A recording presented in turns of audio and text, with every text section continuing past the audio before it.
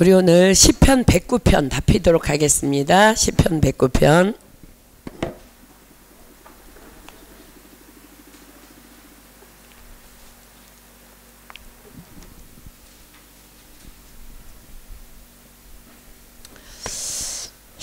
시편 109편 1절로 31절입니다.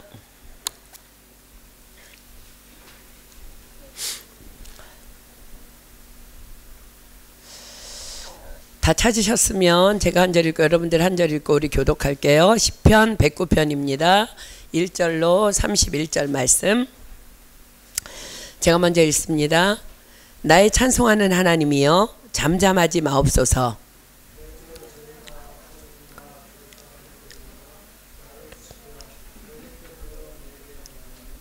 다시 읽을까요? 여러분들 다 못 찾았어요? 하나님의 말씀은 살았고 운동력이 있기 때문에 여러분들이 선포하는 만큼 여러분 영 안에 역사하실 줄 믿습니다. 아멘. 제가 먼저 읽습니다. 나의 찬송하는 하나님이여 잠잠하지 마옵소서.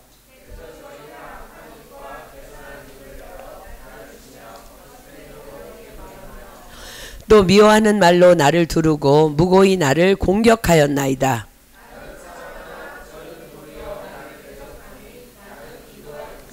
저희가 악으로 나의 선을 갚으며 미워함으로 나의 사랑을 갚았사오니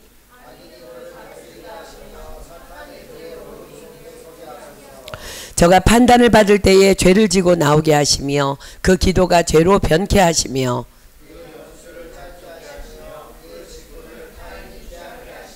그 자녀는 고아가 되고 그 아내는 과부가 되며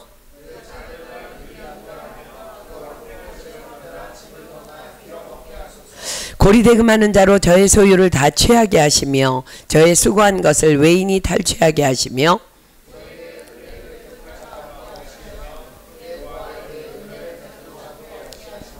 그 후사가 끊어지게 하시며 후대에 저희 이름이 도말되게 하소서.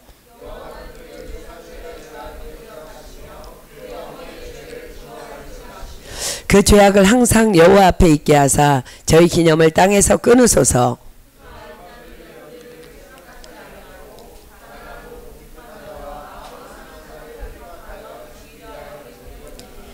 저가 저주하기를 좋아하더니 그것이 자기에게 임하고 축복하기를 기뻐 아니하더니 복이 저를 멀리 떠났으며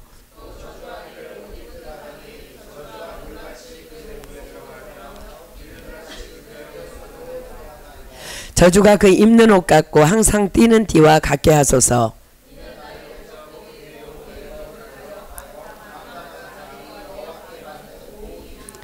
주 여호와여 주의 이름을 인하여 나를 선대하시며 주의 인자하심이 선함을 인하여 나를 건지소서. 나의 가는 것은 석양 그림자 같고 또 메뚜기같이 불려가오며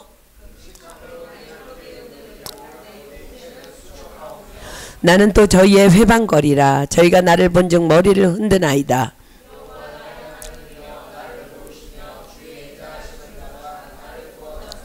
이것이 주의 손인 줄을 저희로 알게 하소서. 여호와께서 이를 행하셨나이다.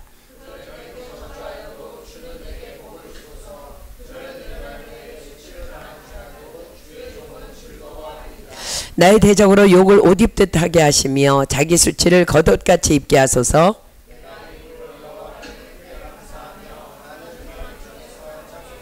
함께 있습니다. 저가 궁핍한 자의 우편에 서사 그 영혼을 판단하려 하는 자에게서 구원하실 것이미로다. 아멘. 우리가 성경을 읽다가 가끔 당혹할 때가 있습니다. 왜냐하면 우리 교회 식구들은 전부 다 성경 창세기부터 요한계시록까지 전부 통독한 사람들이기 때문에 더 느낄 거예요. 성경에 이런 내용이 있어? 이런 내용을 기록해도 괜찮은가 하는 민망한 내용이나 도를 넘는 내용들이 간혹 있기 때문입니다. 그 중에 하나가 바로 우리가 지금 방금 교독하여 읽은 시편 109편입니다. 시편 109편을 읽다가 보면은요, 야, 아무리 화가 나도 그렇지 저주가 너무 심하다는 느낌을 감출 수가 없습니다. 그것도 저자가 바로 다윗이기에 우리가 받게 되는 충격이 더 크지 않을 수 없습니다. 우리가 기억하는 다윗은 하나님의 마음에 합한 사람, 겸손하고 온유한 사람, 자기 죄를 아파하며 눈물 짓는 사람입니다. 그런데 이 사람 다윗이 어떻게 이런 막말과 정말 한낱 잣배와 같은 그런 저주를 퍼부을 수 있을까? 참으로 이해하기 힘든 내용이 아닐 수 없습니다. 그러나 분명한 것은 이 시편 109편은 다윗이 하나님께 드린 저주이긴 하지만 기도라는 것이에요. 그것도 아주 간절한 마음으로 드린 기도입니다. 다윗의 마음이 얼마나 간절하고 조급했던지 1절부터 이렇게 말합니다. 하나님이여 잠잠하지 마옵소서라고 급하게 하나님을 부르며 시작합니다. 즉 숨 넘어가는 소리로 하나님의 도움을 지금 다윗이 요청하고 있다는 거예요. 다윗이 상대방을 향해 저주하며 악담을 터뜨리는 것을 과연 기도라고 할 수 있을까요? 자, 우리가 다시 다윗의 저주의 기도의 내용을 한번 좀 자세히 보도록 하겠습니다. 자, 시편 109편 우리 본문 6절로 15절까지 볼게요. 여러분들 대부분이 개역개정을 보고 있는 것 같아서 개역개정으로 제가 읽겠습니다. 악인이 그를 다스리게 하시며 사탄이 그의 오른쪽에 서게 하소서. 그가 심판을 받을 때에 죄인이 되어 나오게 하시며 그의 기도가 죄로 변하게 하시며 그의 연수를 짧게 하시며 그의 직분을 타인이 빼앗게 하시며 그의 자녀는 고아가 되고 그의 아내는 과부가 되며 그의 자녀들은 유리하며 구걸하고 그들의 황폐한 집을 떠나 빌어먹게 하소서. 고리대금하는 자가 그의 소유를 다 빼앗게 하시며 그가 수고한 것을 낯선 사람이 탈취하게 하시며 그에게 인애를 베풀 자가 없게 하시며 그의 고아에게 은혜를 베풀 자도 없게 하시며 그의 자손이 끊어지게 하시며 후대에 그들의 이름이 지워지게 하소서. 여호와는 그의 조상들의 죄악을 기억하시며 그의 어머니의 죄를 지워버리지 마시고 그 죄악을 항상 여호와 앞에 있게 하사 그들의 기억을 땅에서 끊으소서. 다윗의 이 기도를 읽다 보면요, 사실 마음과 몸을 어디에 두어야 할지 모를 지경 아닙니까? 다윗은 원수의 뿌리를 완전히 제거해 달라고 지금 기도합니다. 이 땅에서 그 흔적조차 없어지기를 구합니다. 성경 어디에서도 이런 지독한 기도는 본 적이 없습니다. 아니, 사람들이 하는 기도 중에도 이런 험악한 기도를 들어본 적이 우린 없습니다. 만약 이런 저주를 사람에게 대놓고 한다면 칼부림이 나겠죠. 그런데 다윗은 이런 기도를 하나님께 지금 진지하게 아뢰고 있다는 거예요. 이해를 하자면 다윗이 이런 지독한 기도를 하는 것은 그만큼 그의 마음이 아프다는 것이겠죠. 몸이 아픈 만큼 신음소리가 커지듯이 감정이 상한 만큼 탄식과 저주 소리가 커진 것일까요? 먼저 다윗은 상대방에게 영적인 저주를 퍼붓기 시작합니다. 사탄이 늘 그의 오른쪽에 서게 해달라고 청원합니다. 또한 그가 기도하는 것마다 죄로 변하게 해달라고 청원합니다. 그가 무엇을 기도하든 그것을 아예 보지도 듣지도 말고 모조리 죄로 여겨 응답하지 말아달라는 것입니다. 아니, 그 기도를 죄로 여겨서 징벌을 내리라는 것입니다. 하늘에서 심판의 유황불을 내려달라는 것입니다. 또한 다윗은 원수의 생명을 단축시켜 빨리 죽게 해달라고 기도합니다. 좀 심하게 말하자면 그 원수를 당장 죽여주세요 라는 기도입니다. 정말 심한 기도입니다. 나아가 원수의 가족을 저주합니다. 그의 자녀는 고아가 되고 아내는 과부가 되라고 저주합니다. 나아가 고아가 된 자식들이 망한 집에서조차 쫓겨나서 유리방황하며 구걸하기를 원합니다. 다윗은 원수의 자식들이 다 거지가 되기를 소망합니다. 고리대금업자가 그의 소유를 다 빼앗아가라고 기도합니다.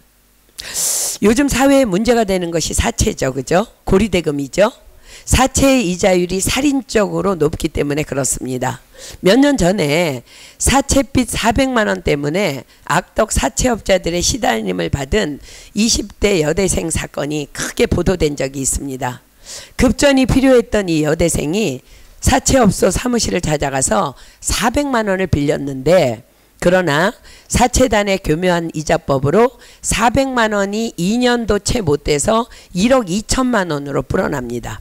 결국 그녀는 사체단의 협박을 받으면서 성매매를 강요당하고 인생을 그냥 망치고 마른 거예요.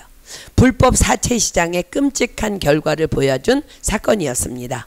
그런데 다윗이 얼마나 분노하는지 원수의 재산이 다 거덜나고 사채업자들이 그 재산을 빼앗아 가기를 원합니다. 세상에 아무리 원한이 많아도 이런 저주는 심한 것이 아닐 수 없습니다. 그러나 다윗의 분노는 여기서 멈추지 않습니다. 한 걸음 더 나아가서 고아가 되고 재산을 다 잃어버리고 집에서 쫓겨나 거지가 된 그 자식들의 배가 끊어지기를 구합니다. 아이의 그 후손의 씨가 말라버리기를 간구합니다. 후대에 그들의 이름마저도 기억하는 이가 하나도 없기를 원합니다. 아이의 역사의 기억 속에서 사라지기를 간구합니다. 정말 잔인하기 그지없는 저주입니다. 그리고 그들의 조상들의 죄도 잊지 말라고 요청합니다. 그의 어머니의 죄를 잊지 말라고 간구합니다. 이것은 기도가 아니라 분명 저주입니다. 다윗은 이런 끔찍한 저주를 하면서 두려움이 없었을까요? 정말 이런 저주 기도가 상대 원수에게 임하기를 원했을까요? 이런 기도도 하나님이 노여워하지 않으시고 받으신다고 생각했을까요? 또 자신의 간청대로 하나님께서 응답하리라고 기대했을까요?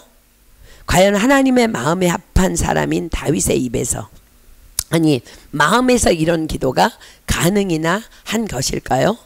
우리는 이런 기도를 입 밖으로 내기는커녕 생각만 해도 두려워집니다. 누군가를 그렇게 저주하는 것 자체가 하나님 보시기에 온전치 못한 것이기 때문입니다.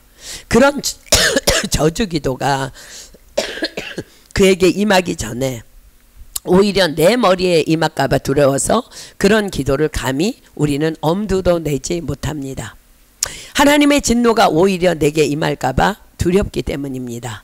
그런데 다윗은 이 저주 기도를 담대히 하나님께 드리고 있습니다. 그리고 또 더 아이러니한 것은 성경의 이 기록입니다. 자, 열왕기상 15장 5절 피겠습니다. 열왕기상 15장 5절.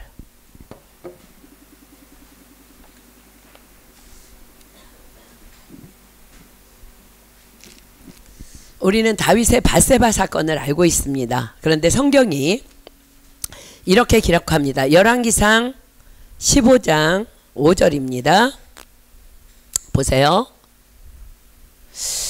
이는 다윗이 햇사람 우리아의 일 외에는 평생의 여호와 보시기에 정직히 행하고 자기에게 명하신 모든 일을 어기지 아니하였음이라. 제가 다시 읽습니다.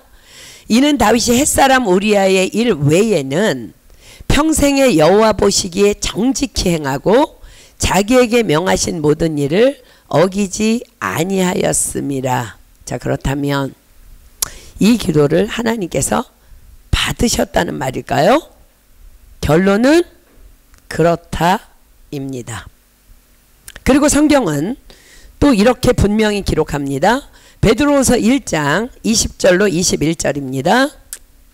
베드로후서 1장 20절로 21절. 베드로후서 1장 20절로 21절입니다. 신약성경 베드로후서 1장 20절로 21절. 먼저 알 것은 경의 모든 예언은, 지금 성경에 있는 모든 말씀이죠, 사사로이 풀 것이 아니니 예언은 언제든지 사람의 뜻으로 낸 것이 아니요 오직 성령의 감동하심을 입은 사람들이 하나님께 받아 말한 것임이니라. 자, 디모데후서 한 장 더 보겠습니다. 디모데후서 3장 16절로 17절. 디모데후서 3장 16절로 17절. 디모데후서 3장 16절로 17절입니다. 모든 성경은 하나님의 감동으로 된 것으로 교훈과 책망과 바르게 함과 의로 교육하기에 유익하니 이는 하나님의 사람으로 온전케 하며 모든 선한 일을 행하기에 온전케 하려 함이니라. 자, 그렇다면 성경에 분명히 기록된 이 성경의 한 부분인 이 다윗의 저주 기도가 성령님이 기록하셨고 또 우리에게 교훈하여 주시고 책망하여 주시고 바르게 하여 주시고 의로 교육하기에 유익하여 우리로 하나님의 사람으로 온전케 하며 모든 선한 일을 행하기에 온전케 해주신다는 말씀인가? 답은 그렇다입니다. 자, 이 문제를 논하기 전에 먼저 그렇다면 다윗의 분노를 이처럼 끌어오르게 하는 대적자는 과연 누구였을까? 대적자가 누구인지 정확히 알 수 없습니다. 왜냐하면 다윗이 이름을 밝히지 않기 때문입니다. 그러나 모든 것을 다 아시는 하나님께서는 그 대적자의 이름을 다윗이 굳이 밝히지 않아도 다 알고 계시기에 다윗은 굳이 그의 이름을 거론하지 않습니다. 이것이 또한 기도입니다. 다윗의 여러 정황으로 보면 그 대적자는 도액일 수도 있고 아들 압살롬일 수도 있지만 또한 사울일 수 있습니다. 세상적인 관점에서 보면 다윗과 사울만큼 끈질긴 악연도 없을 것입니다. 사울은 정말 거머리처럼 다윗을 따라 붙었습니다. 다윗의 도피 생활이 여러분들 대략 기억합니까? 대략 이러합니다. 첫 번째로 사울은 자기 앞에서 수금을 타고 있는 다윗에게 창을 던집니다. 그러나 다윗이 피하자 사울은 다윗을 최고 사령관인 군대 장관에서 천부장으로 좌천시켜 쫓아버립니다. 두 번째로 사울은 딸 미갈을 아내로 주는 조건으로 블레셋 사람 100명을 죽이고 그 양피 100을 가져오게 하는 계략으로 다윗을 죽이려 했지만 이 또한 실패합니다. 세 번째로 다윗은 요나단과 신하들에게 다윗을 죽이라는 살인 명령을 내렸으나 다윗은 요나단의 보호와 설득으로 살아납니다. 자, 네 번째로 요나단의 설득으로 다시 사울 앞에서 다윗이 수금을 탈 때 창을 던져 죽이려 했으나 역시 실패합니다. 그 후 다윗은 라마나요세 사무엘에게 피신합니다. 그러나 사울이 그곳까지 다윗을 잡으러 오자 도망치면서부터 본격적인 다윗의 도피 생활이 시작됩니다. 여러분들 기억합니까? 노브로 피하고 가드로 피하고 아둘람으로 피하고 유다 산골로 피하고 십황무지로 피하고 마온으로 피하고 엔게디로 피하고 바란 광야로 피하고 갈멜로 피하고 하길라산으로 피하고 블레셋 지방의 가드로 피합니다. 그토록 사울은 집요하게 다윗을 추격합니다. 자신의 왕권이 다윗 까닭에 빼앗길 것에 대한 두려움이 있었기에 다윗을 죽이지 않고는 그의 마음이 편할 수 없었기 때문입니다. 이렇듯 집요한 사울의 칼날을 피해 도망 다닐 때마다 다윗은 하나님께 원통한 마음을 쏟아내며 기도하고 또 기도합니다. 그리고 그 기도로 그는 견디고 또 견디어 냈을 것입니다. 수많은 시편의 고백들이 그것을 고스란히 증거합니다. 그 중에 시편 57편의 고백은 그의 처절한 자신과의 싸움을 잘 보여줍니다. 우리 시편 57편 한번 다 펴볼래요? 시편 57편 1절로 11절 보겠습니다. 시편 57편 1절로 11절입니다. 다윗이 도망 다니면서 쓴 시편입니다. 하나님이여 나를 긍휼히 여기시고 나를 긍휼히 여기소서. 내 영혼이 주께로 피하되 주의 날개 그늘 아래서 이 재앙이 지나기까지 피하리이다. 내가 지극히 높으신 하나님께 부르짖으며 곧 나를 위하여 모든 것을 이루시는 하나님께로다. 저가 하늘에서 보내사 나를 삼키려는 자의 비방에서 나를 구원하실지라. 하나님이 그 인자와 진리를 보내시리로다. 내 혼이 사자 중에 처하며 내가 불사르는 자 중에 누웠으니 곧 인생 중에라. 저희 이는 창과 살이요 저희 혀는 날카로운 칼 같도다. 하나님이여 주는 하늘 위에 높이 들리시며 주의 영광은 온 세계 위에 높아지기를 원하나이다. 저희가 내 걸음을 장애하려고 그물을 예비하였으니 내 영혼이 억울하도다. 저희가 내 앞에 웅덩이를 팠으나 스스로 그 중에 빠졌도다. 하나님이여 내 마음이 확정되었고 내 마음이 확정되었사오니 내가 노래하고 내가 찬송하리이다. 내 영광아 깰지어다. 비파야 수구마 깰지어다. 내가 새벽을 깨우리로다. 주여 내가 만민 중에서 주께 감사하오며 열방 중에서 주를 찬송하리이다. 대저 주의 인자는 커서 하늘에 미치고 주의 진리는 궁창에 이르나이다. 하나님이여 주는 하늘 위에 높이 들리시며 주의 영광은 온 세계 위에 높아지기를 원하나이다. 그는 그 극심한 고난 중에 범죄치 않으려 마음을 지키며 하나님께 선포하고 또 자신에게 선포합니다. 하나님이여 내 마음이 확정되고 내 마음이 확정되었사오니 내가 노래하고 내가 찬송하리이다. 하나님 난 그래도 하나님만을 찬양하기로 결정합니다. 내 영광아 깰지어다. 비파야 수구마 깰지어다. 내가 새벽을 깨우리로다. 또 자신에게도 선포합니다. 다윗 너도 잘 들어.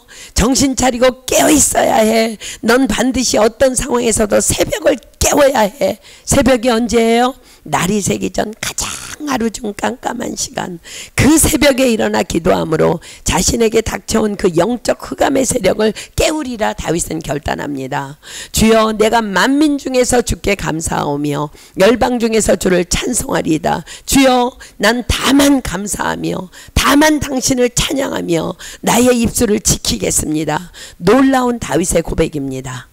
그러나 사랑하는 여러분, 그렇게 견디며 나아가던 어느 날 저녁, 그는 저무는 해를 보다가 급기야 본성적인 연약함을 드러내며 탄식하기 시작합니다. 여호와여 나는 석양 그림자 같고 메뚜기 같습니다. 그렇습니다. 의인은 없나니 하나도 없습니다. 그도 우리와 같은 성정을 가진 사람일 뿐입니다. 그는 이제 뒹굴며 탄식하기 시작합니다. 그것이 바로 시편 109편입니다. 자, 시편 109편 22절로 25절 보겠습니다. 시편 109편 22절로 25절입니다. 나는 가난하고 궁핍하여 중심이 상함이니이다. 나의 가는 것은 석양 그림자 같고 또 메뚜기같이 불려가오며 금식함을 인하여 내 무릎은 약하고 내 육체는 수척하오며 나는 또 저희의 회방거리라. 저희가 나를 본즉 머리를 흔드나이다. 별거 다 해본 거예요. 그렇습니다. 사울의 끊임없는 추격을 받는 다윗은 한 번도 두 다리를 쭉 뻗고 잠을 잘 수가 없었습니다. 언제 어디서 칼이 날아올지 모르는 신세이기 때문입니다. 다윗은 늘 죽음에 대한 불안을 달고 살았습니다. 아마 그래서 시편 23편에서 사망의 음침의 골짜기를 자기가 다닌다고 고백했을지도 모릅니다. 그렇습니다. 다윗의 마음은 그토록 많이 상해 있었습니다. 어디에도 몸을 의지할 데가 없었습니다. 그래서 마음은 낙심되고 감정은 깊은 곳까지 갈갈이 찢겨 있었습니다. 어느 날 다윗은 지친 몸과 상한 감정을 끌어안고 지는 해를 물끄러미 바라보고 있었나 봅니다. 그러다 갑자기 다윗의 마음에 주체하지 못할 우울함과 슬픔이 북받쳐 올랐습니다. 아, 나는 누구란 말인가? 마치 저 지나가는 석양 그림자 같구나. 바람에도 불려가는 연약한 메뚜기 같은 인생이 바로 내가 아닌가? 나는 가난하고 궁핍하여 나의 중심이 상함이니이다. 나는 석양 그림자같이 지나가고 또 메뚜기같이 불려갑니다. 그래서 급기야 다윗은 자신 안에 쌓여있던 감정의 찌꺼기들을 하나님 앞에 솔직하게 거짓없이 토하여내기 시작합니다.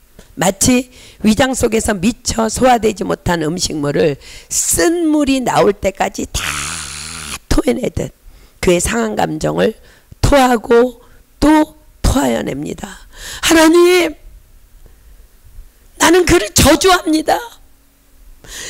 하나님, 악인이 그를 다스리면 좋겠습니다. 사탄이 그의 오른쪽에 섰으면 좋겠습니다. 그가 심판을 받을 때 분명한 죄인임이 밝혀졌으면 좋겠습니다. 그의 가증한 기도가 죄로 변하면 좋겠습니다. 그의 생명이 짧았으면 좋겠습니다. 그의 직분을 타인이 빼앗으면 좋겠습니다. 그의 자녀는 고아가 되고 그의 아내는 과부가 되고 그의 자녀들은 유리하고 구걸하고 그들의 황폐한 집을 떠나 빌어먹으면 좋겠습니다. 고리대금하는 자에게 그의 소유를 다 빼앗기면 좋겠습니다. 그가 수고한 것을 낯선 사람이 다 빼앗아가면 좋겠습니다. 그에게 동정을 베풀 사람이 없었으면 좋겠습니다. 그의 자손에게 은혜 베풀 자도 없었으면 좋겠습니다. 그의 자손이 끊어져 후대에 그들의 이름이 지워지면 좋겠습니다. 그의 조상들의 죄악을 당신이 기억하면 좋겠습니다. 그의 어머니의 죄를 지워버리지 말면 좋겠습니다. 그 죄악을 항상 여호와 앞에 있게 하시면 좋겠습니다. 아니 그들의 기억이 땅에서 끊어지면 좋겠습니다. 사랑하는 여러분, 그러나 이 저주 기도에는요 하나님이 받으실 만한 비밀이 숨겨져 있습니다. 그것은 바로 다윗의 정직이었습니다. 아까 햇사람 우리아의 일 외에는 다윗이 정직했다고 기록된 것이 바로 이거예요. 내 마음속 전부를 다 아시는 주님, 나 당신께 숨길 것 하나 없네. 정직하게 토해낸 것, 정직하게. 또 하나의 하나님이 받으실 만한 숨겨진 비밀이 있습니다. 그것은 다윗이 너무나 상한 마음으로 이런 마음을 내면에 품고 있었으면서도 이 저주의 말을 단 한 번도 사람 앞에서 또 사람에게 말로 쏟아낸 적이 단 한 번도 없었다는 사실입니다. 놀라운 다윗의 영성입니다. 여러분들의 기도는 어떠합니까? 누군가가 미워 죽겠어서 대놓고 참지 못해서 찾아가서 말하고 또 누군가에게 험담하고 그리고는 하나님께 기도할 때는 거룩하신 하나님, 나는 당신을 사랑합니다라고 기도하며 감히 하나님을 만홀히 여기는 가증한 기도의 사람은 아닙니까? 사람이 귀를 돌이키고 율법을 듣지 아니하면 그의 기도도 가증하다고 성경은 기록합니다. 다윗은 하나님께 이 저주의 기도를 쏟아내기 전 이렇게 고백합니다. 오늘 본문 4절이자 오늘 성경 공부의 주제 말씀입니다. 본문 4절 보십시오. 나는 사랑하나 저희는 도리어 나를 대적하니 나는 기도할 뿐이라. 무슨 말이에요? 다윗은 단 한 번도 그를 향해 어떤 감정의 찢기도 갖고 있지 않았다는 고백입니다. 다만 그는 그의 섬겨야 할 바 자신의 나라 왕이었고 자신은 그의 신하의 한 사람일 뿐이었습니다. 그가 자신을 죽이려 무시로 대적해 왔을 때에도 다만 하나님의 말씀대로 기름 부음 받은 왕을 그는 감히 어쩌지 못하는 일개 신하일 뿐이었습니다. 그러나 그는 다윗을 죽이기 위해 거의 미쳐 있었고 그러하기에 다윗은 견딜 수 없는 순간이 오자 다만 하나님께 자신의 속 깊숙한 곳에 숨어있던 죄악의 본성에서 나오는 그 저주, 하나님께 그것을 입을 열어 기도했던 거예요.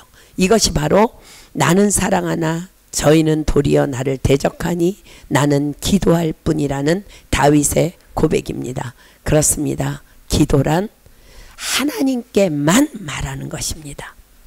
기도란 내 사정을 하나님께만 고백하는 것입니다.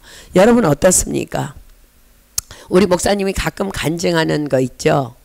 이라크에서 자신을 괴롭히는 동료가 너무 미워서 자신이 가지고 있는 총으로 그를 쏘아 죽이고 싶었다고.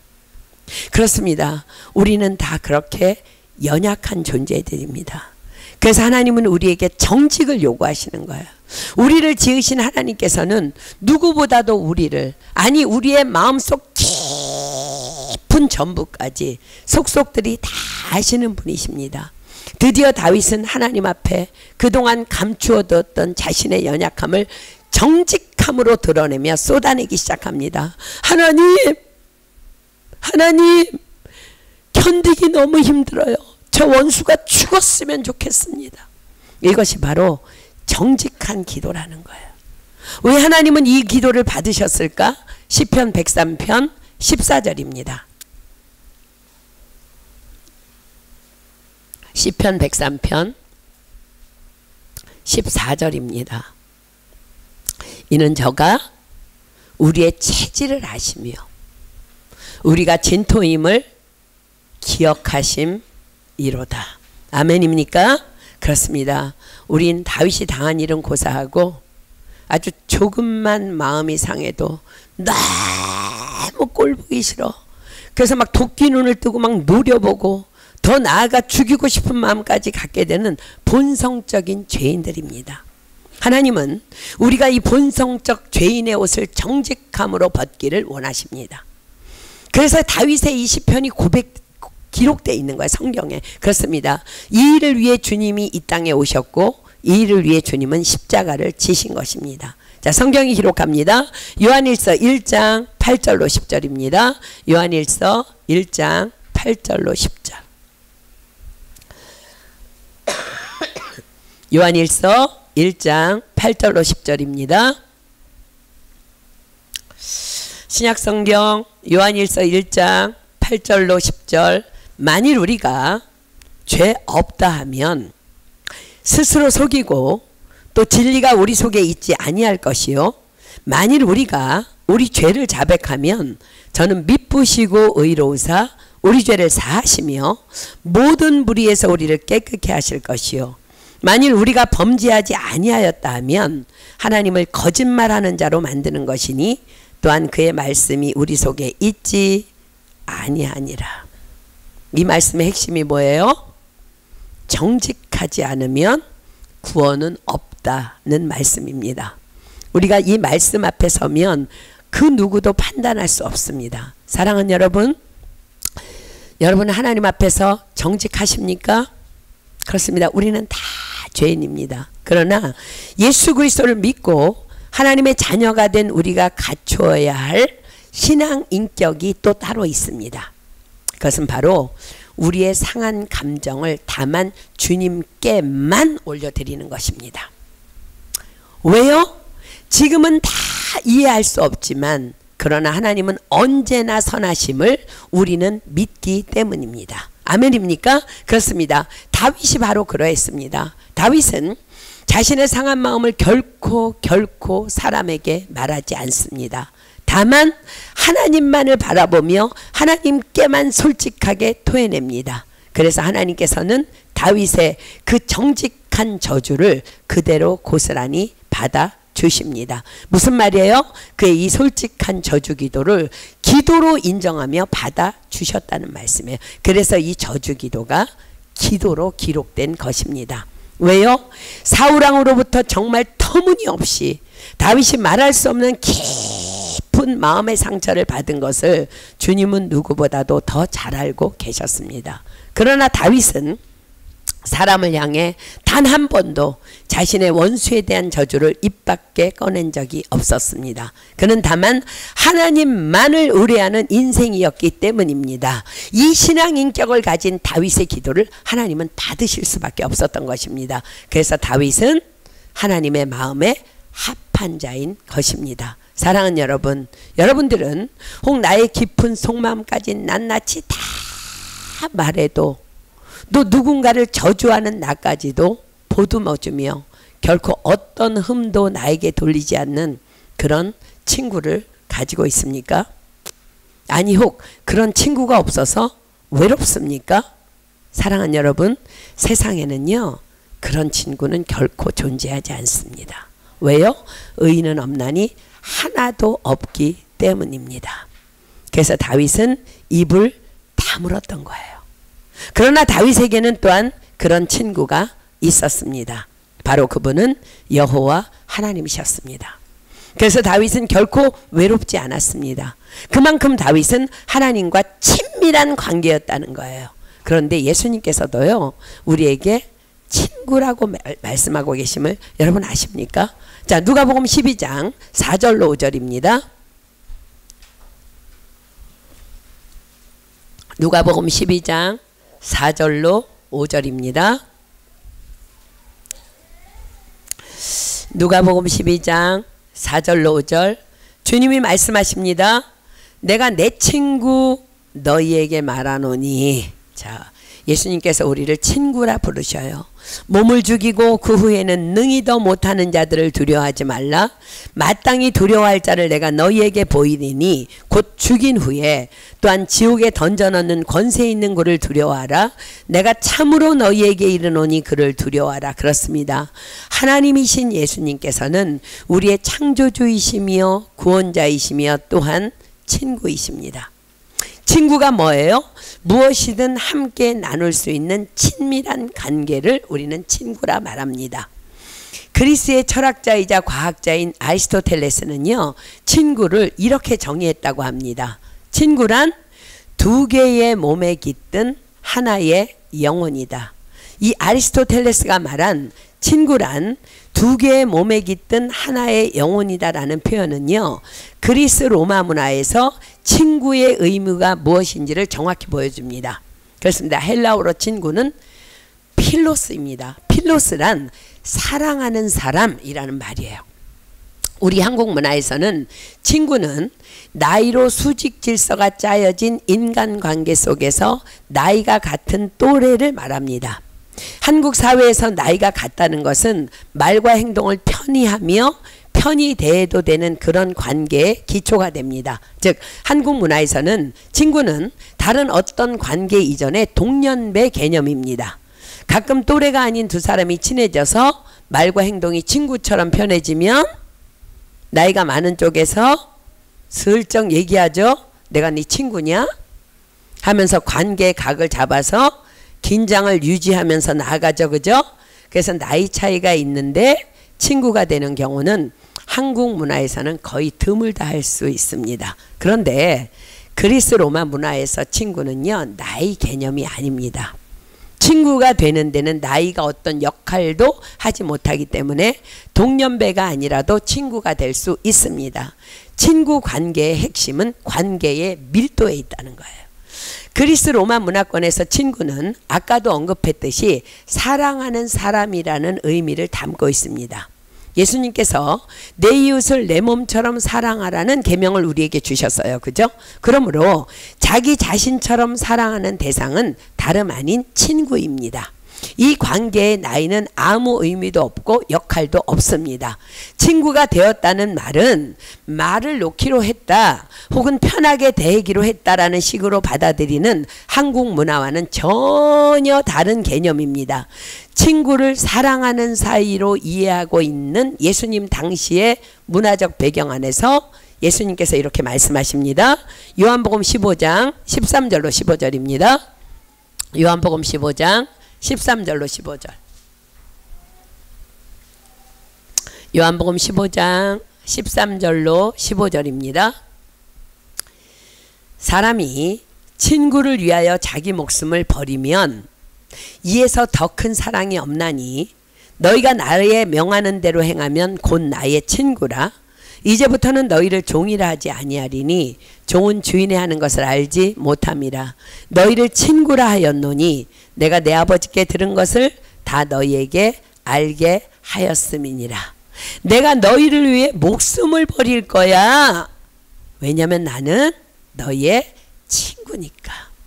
너무나 놀랍지 않습니까? 그렇습니다. 다윗은 이 친구의 개념을 분명하게 이해하고 있었습니다.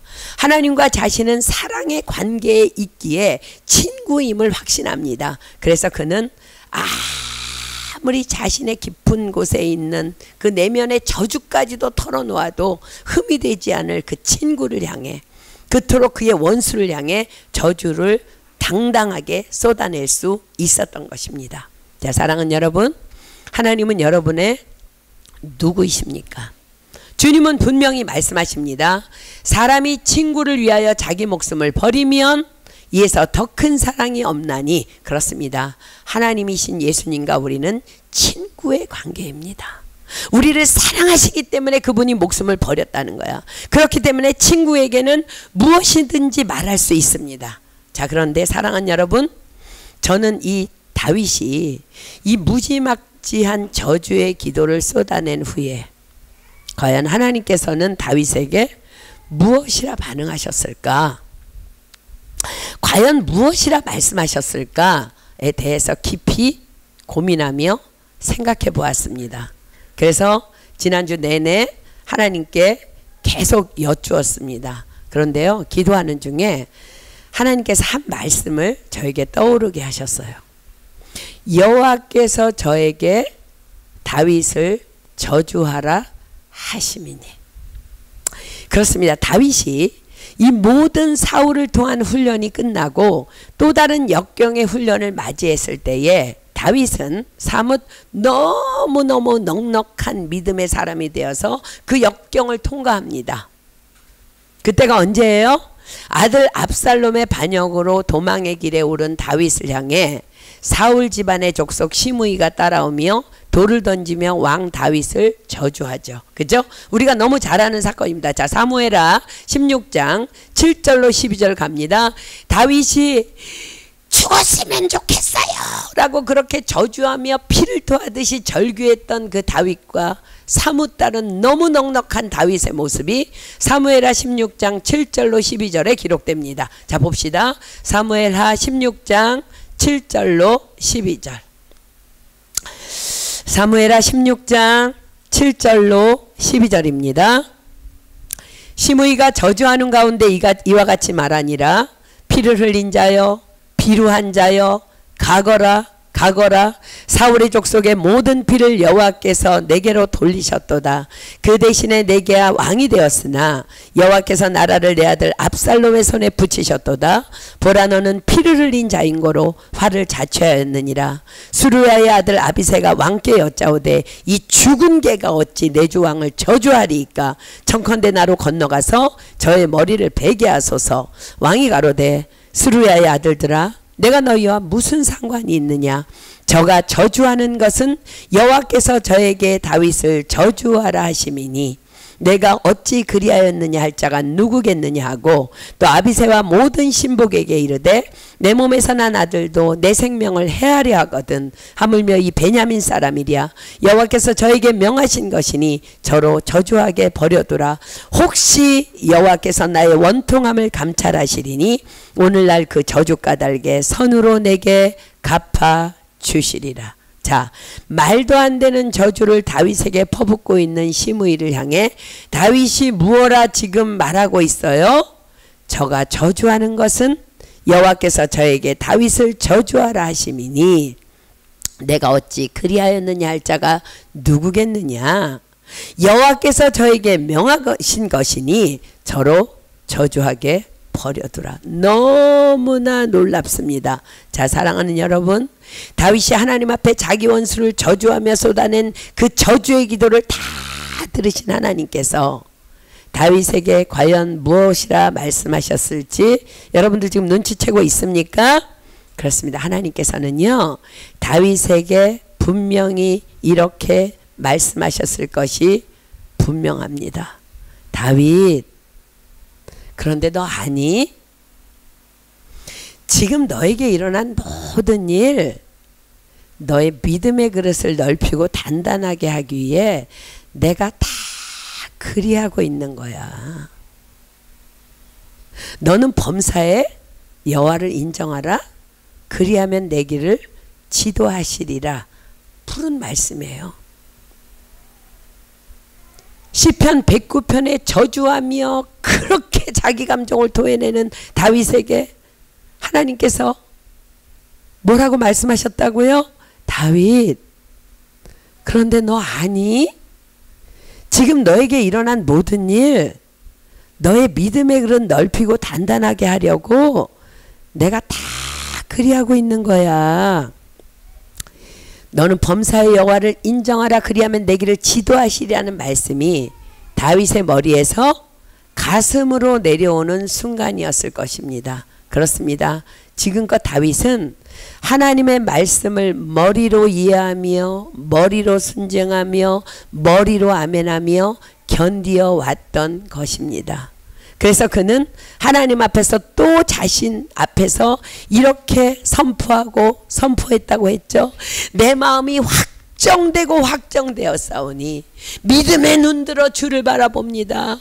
내 영혼아 깰지어다. 내가 새벽을 깨우리로다. 그러나 이제 다윗은 머리로 이해하며 결단해야 할 아무런 필요성이 없어져 버렸습니다. 왜냐하면 하나님의 음성을 친히 들었기 때문입니다. 다윗, 너 아니? 내 앞에 놓인 모든 상황들 다 내가 그리한 거야. 너의 왕으로서의 믿음의 그릇을 넓히고 단단케 하기 위한 나의 계획이야. 그래서 다윗은 이제 모든 상황 속에서 사람을 바라보지 않습니다. 이제 그의 시각이요 달라진 거예요.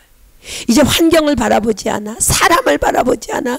죽었으면 좋겠어요. 저 원수가. 고아가 됐으면 좋겠어요. 저들의 자식이. 이제 그들을 바라보지 않아.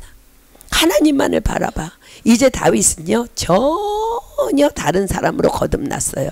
저가 저주하는 것은 여호와께서 저에게 다윗을 저주하라 하심이니 내가 어찌 그리하였느냐 할 자가 누구겠느냐.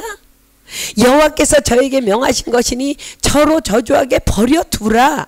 사랑하는 여러분, 여러분은 하나님의 음성을 날마다 듣고 계십니까? 아니라고요? 그렇다면 여러분들 기억하십시오. 아직 다윗처럼 하나님 앞에 정직한 기도를 드리고 있지 않기 때문입니다. 아직 다윗처럼 죽을 것 같이 주님께 매달리는 기도를 하지 않고 있기 때문입니다. 사람에게는 나불거리는데 죽을 것 같은데 하나님 앞에 죽을 것 같이 매달리지 않아. 사람에게 전화해서 두덜거려. 여러분 죽을 것 같이 주님께 매달리는 기도 하지 않고 있기 때문에 음성을 못 듣는 거예요. 아직 다윗처럼 하나님의 임재 안으로 들어가서 드리는 깊은 기도가 없기 때문입니다. 제가 처음 프랑스 땅을 밟았을 때 주님께서 제게 말씀하셨습니다. 너는 범사의 여호와를 인정하라. 그리하면 내 길을 지도하시리라. 와, 여러분들 내 길을 지도하시리라가 원어적으로 무슨 의미라고요? 지난주에 배웠죠? 내 앞에 놓인 장애물을 치워주시리라. 와, 하나님 앞에 처음 말씀을 받았을 때요 너무 신났어. 오 예, 하나님이 놀라운 말씀을 주셨네. 그런데 정말 이 말씀 아니면 도무지 설 수 없는 수많은 일들이 일어나기 시작했습니다.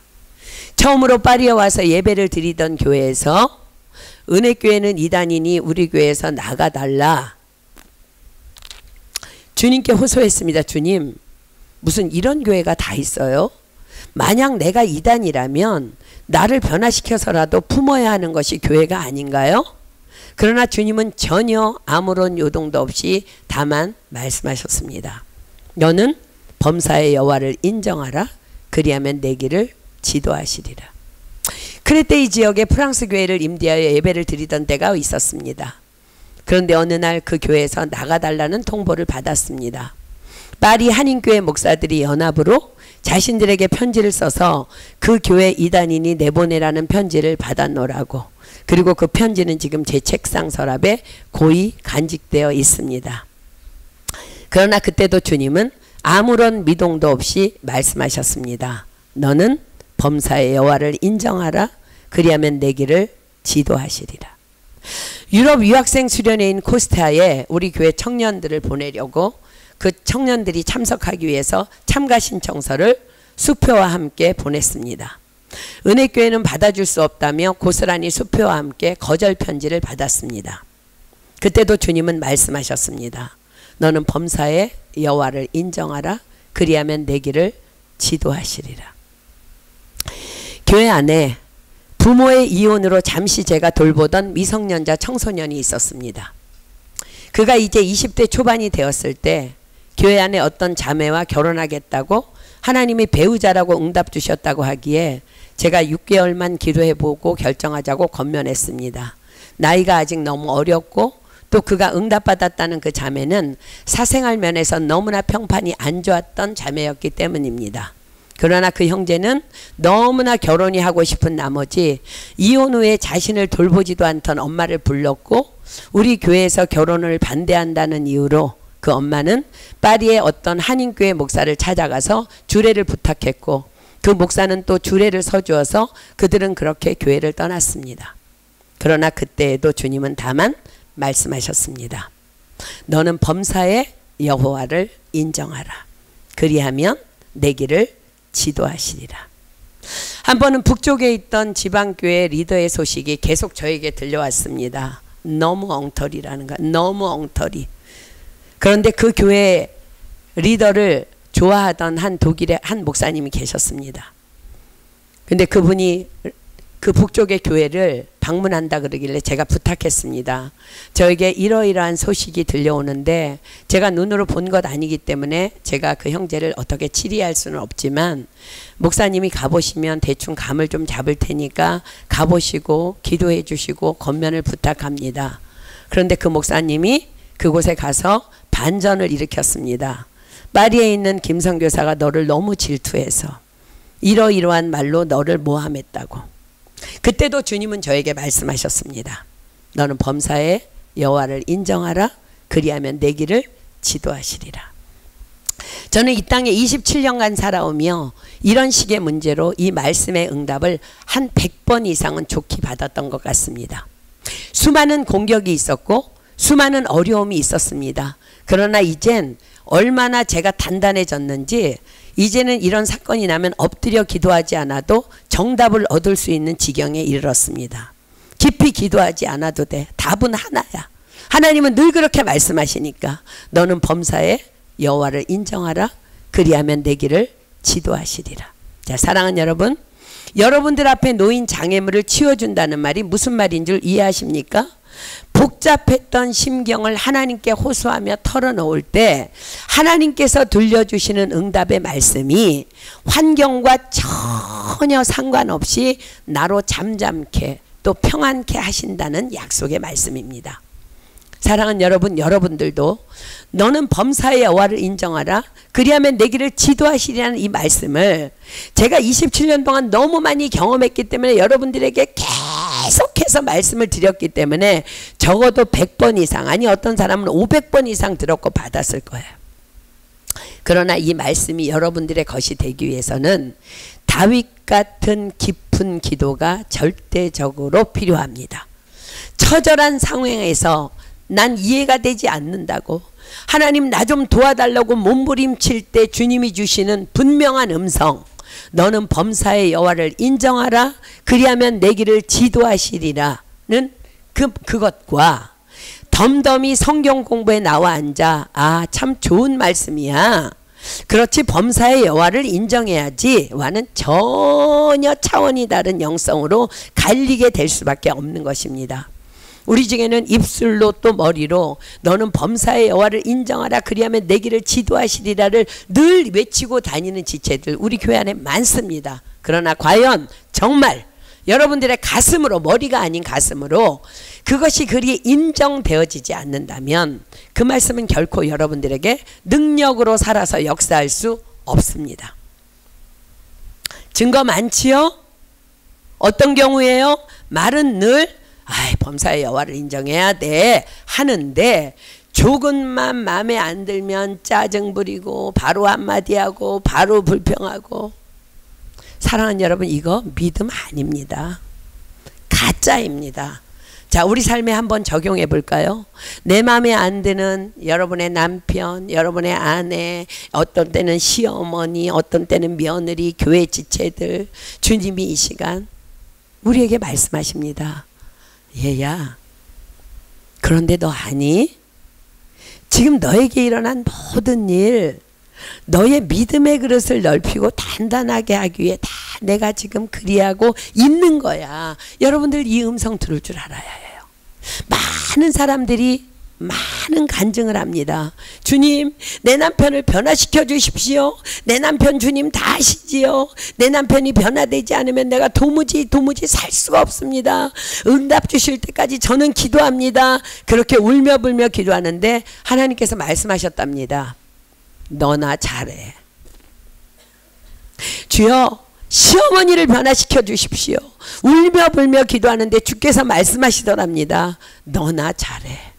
사랑하는 여러분, 이 응답을 받은 자와 말로만 불평불만하는 자들의 영적 수준의 차이를 아십니까? 말로만 투덜투덜하는 자들의 환경은요 전혀 변화될 수 없습니다. 왜요? 정작 나를 위한 훈련인데 내가 그대로니까. 그러나 다윗처럼 흉을 보더라도 주님께 매달려 고발 아닌 고발을 하며 기도한 자들이 받는 응답, 너나 잘해. 라는 그 응답은요, 놀라운 능력이 돼서 내 삶을 전적으로 변화시키는 원동력이 된다는 거예요. 아멘입니까?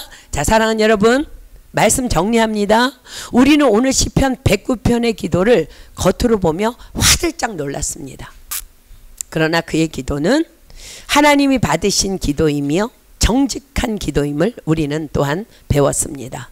내 마음속 전부를 아시는 주님께 여러분들의 그 더러운 마음이 감추어지겠습니까?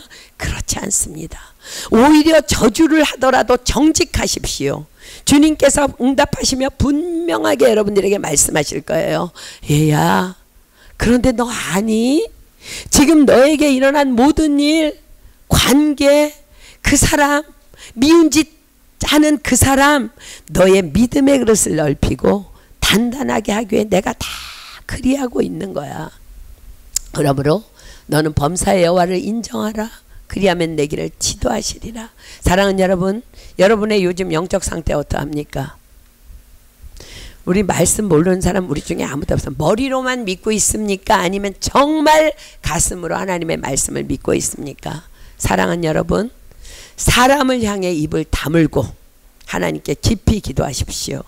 미운 사람 있으면 고상한 척 하지 말고 하나님께 고발하십시오. 입은 다물고 다 말씀드리십시오. 때로는 죽이고 싶은 감정까지도. 그럴 때 주님은요, 분명하게 말씀하실 거예요. 얘야, 너 아니? 지금 네 앞에 일어난 그 모든 일, 그 죽이고 싶게 미운 사람, 너의 믿음의 그릇 넓히고 단단하게 하기 위해 다 내가 그리하고 있는 거야. 우리 교회 우리 예림자매가요, 지금 가이드 하고 있는데 자신이 가이드 해준 손님의 악플 때문에 많이 괴로웠다고 저에게 고백했어요. 그러나 사람의 위로는요, 아무 소용없어요. 입 다물고 이 모든 문제를 그냥 주님께 고발하면 되는 거야. 그럼 주님은 말씀하실 거예요. 얘야, 너 아니? 지금 그 악플 달린 거 다 너의 믿음의 그릇을 넓히고 단단하게 하기 위해서 내가 다 그리한 거야. 사랑하는 여러분, 이것이 바로 거룩입니다. 우리가 모든 범사에 모든 상황 속에서 다만 주님을 인정하는 것, 그것이 바로 우리의 거룩인 줄 믿습니다. 다윗은 이 저주 기도로 하나님께 자신을 다 토한 후에 하나님의 음성을 듣고 이렇게 고백합니다. 자, 30절 31절 보겠습니다. 30절 31절. 내가 입으로 여호와께 크게 감사하며 무리 중에서 찬송하리니 저가 궁핍한 자의 우편에 서사 그 영혼을 판단하려 하는 자에게서 구원하실 것이미로다. 주님, 이제 당신의 놀라운 계획을 내가 듣고 알았사오니 내 입술은 다만 감사만 하겠습니다. 다만 찬양만 하겠습니다. 그럴 때 당신은 나의 우편에 서시어 나의 원수의 목전에서 나를 구원하실 것을 내가 이제 확실히 믿기 때문입니다. 아멘입니까? 근데 여러분, 너무 놀라운 것은요, 다윗의 그 저주대로요, 사울이 그렇게 망해버려요. 입 다물고 한 그 저주가, 그러니까 여러분들 사람 앞에서 입 벌리지 마세요. 너무 두려운 거예요. 하나님은요, 이스라엘을 추격해오던 바로의 마음을 강팍해 하셨다고 하나님은 그렇게 말씀하세요. 그러나 강팍해서 이스라엘을 시험하고 테스트하던, 고난을 주던 그 바로와 그 병거들이 어떻게 됐어요? 홍해 바다에 몰사합니다. 사랑하는 여러분, 그렇습니다. 하나님은요, 우리의 친구이십니다. 친구가 뭐라고요? 사랑하는 관계. 나를 위해 목숨까지 버리신 나의 친구. 여러분, 친구에게 감출 것이 있다면요, 그는 더 이상 친구가 아닐 것입니다. 그러나 친구와 친구 사이에는요, 비밀이 있어요. 아무에게도 들키고 싶지 않은 나의 미운 감정까지도 다 털어놓을 수 있는 그런 비밀스러운 관계. 그것이 바로 하나님과 우리의 관계인 줄 믿습니다. 세상을 향해 입 다무십시오. 오늘부터 훈련하십시오. 우리의 입은요, 우리의 혀는요, 죽이기도 살리기도 하는 독이라는 거야. 세상을 향해 입을 다무십시오. 왜요? 나에게 일어난 모든 일들은 다 나를 위한 하나님의 사랑의 계획이기 때문입니다. 그러나 우리는 연약하기에 때로 괴롭습니다. 그럴 때 친구이신 예수님께 호소하십시오. 괴롭다고. 나를 괴롭게 하는 그가 죽이고 싶도록 밉다고. 주님은 다 받아주실 거예요. 왜요? 친구니까. 그리고 안아주시며 분명히 말씀해 주실 거예요. 아프지. 그러나 얘야 기억하거라. 지금 너에게 일어나고 있는 모든 일, 너의 믿음의 그릇을 넓히고 단단하게 하기 위해 내가 다 그리하고 있는 거야. 자, 우리 오늘 찬양할 텐데 찬양 가사를 좀 띄워주실래요? 우리 찬양하고 기도할 텐데 우리 찬양하기 전에 한번 가사를 좀 보았으면 좋겠어요. 우리 TD 때 정말 많이 부른 찬양인데요. 여러분들 이 찬양이 너무 달콤하게 느껴집니까? 제가 기도하는데요. 이 찬양은요. 마치 요한복음 같아요. 요한복음은요. 믿음이 연약한 자가 읽어도 다 이해가 되고요. 또 믿음이 깊은 자가 읽어야만 이해되는 정말 두 얼굴을 가진 것이 요한복음이에요. 그런데 이 찬양도 그런 것 같아요. 이 찬양의 가사는요. 초신자가 읽으면 너무 그래 너무 위로가 되는 거고요. 우리 같은 믿음의 사람들이 이 찬양의 가사를 보면은요. 고난 속에서도 하나님을 붙잡을 수 있는 그 믿음을 우리에게 주시는 강력한 영적 메시지가 있어요. 자, 볼까요? 이 시간 너의 마음속에 하나님 사랑이 가득하기를 진심으로 기도해 간절히 소망해 하나님 사랑 가득하기를. 여러분, 하나님의 사랑이 뭐예요? 문제없는 삶? 아니요. 하나님의 나를 향한 놀라운 계획을 신뢰하는 믿음이 하나님의 사랑이에요. 아멘입니까? 그것을 하나님은 나를 사랑한다고. 하나님은 너를 사랑한다고. 얼마나 너를 사랑하시는지 보세요. 너를 위해 저 별을 만들고 세상을 만들고 아들을 보냈대요. 별이 뭐예요? 세상이 뭐예요? 다윗에게는 누굴까? 사울왕이에요. 초신자들에게는 아름다운 별, 아름다워 보이는 세상 같지만요. 다윗에게는 누구이고 우리에게는 누구예요? 다윗에게는 세상이 사울왕이에요. 여러분들의 인생의 영적 사울은 누구입니까? 때로는 나를 괴롭게 하는 가족일 수 있고 교회 식구일 수도 있고 일터에서 함께 일하는 사람일 수 있습니다. 그런데 하나님께서 나를 위해서 그 영적 사울을 만드시고 나를 위해 준비하시고 예수님을 보내셨대요. 그리고 지금 여러분 앞에 일어난 그 모든 일들은요. 태초 전부터 오래전부터 널 위해 준비된 하나님의 크신 사랑이라는 거예요. 믿으십니까? 아멘. 이건 믿어야 여러분 믿음의 그릇이 커지는 거예요. 하나님이 우리에게 금면류관을 약속하셨는데요. 여러분 믿음의 그릇 넓혀지지 않으면 금면류관 어디다 쓸 거예요? 어디다 쓸 거예요? 오래전부터 널 위해 준비된 하나님의 크신 사랑, 너의 가는 길 주의 사랑 가득하기를 축복해. 저가 하나님이 다윗을 저주하라 하시미니 누가 저로 나를 저주한다고 말할 수 있느냐. 하나님이 저로 저주케 하신 것이니 저주하게 버려두라. 하나님의 크신 사랑 너의 가는 길 주의 사랑 가득하기를 축복해. 범사의 여호와를 인정할 수 있는 그 믿음이요 하나님의 사랑을 듬뿍 아는 자의 고백이에요. 그렇습니다. 평안과 편안은 전혀 다른 말입니다. 우리는 편안을 추구해. 그러나 편안은 하나님의 사랑도 축복도 아닙니다. 비록 가시밭길을 우리가 걷는다 해도 그것이 오래전부터 나를 위해 준비된 하나님의 사랑이심을 믿는 것, 그것이 바로 축복이며 평안인 것입니다. 그래서 오늘 저와 여러분들에게 주님께서 1대1로 거듭 말씀하십니다. 얘들아, 그런데 너희들 아니? 지금 내 앞에 일어난 모든 일들 너의 믿음의 그릇을 넓히고 단단하게 하기 위해 내가 다 그리하고 있는 거야. 그렇습니다. 다윗은 급기야 그 훈련이 끝나고 왕으로 세움을 받습니다. 그러나 왕이 되어서도 그는 여전히 죄인이기에 고난은 여전합니다. 그러나 고난을 대하는 그의 태도가 달라집니다. 왕이 되어 고난의 자리에 섰을 때 그는 넉넉히 이렇게 선포합니다. 저가 저주하는 것은 여호와께서 저에게 다윗을 저주하라 하시미니 내가 어찌 그리하였느냐 할 자가 누구겠느냐. 여호와께서 저에게 명하신 것이니 저로 저주하게 버려두라. 그렇습니다. 이것이 바로 주님이 말씀하신 진리를 알지니 진리가 너희를 자유케 하리라. 예, 믿음의 현장인 것입니다. 네. 우리 시간 믿음으로 말씀 생각하며 우리 한번 찬양했으면 좋겠는데요. 나를 축복했으면 좋겠습니다. 여러분 앞에 놓인 수많은 장애물들이 있어요. 그러나 하나님의 그 축복의 계획에 그 사랑이 여러분 안에 가득하기를 소망하며 이 시간 나의 마음속에 이 가사를 나로 바꾸어서 여러분 스스로를 한번 축복했으면 좋겠습니다.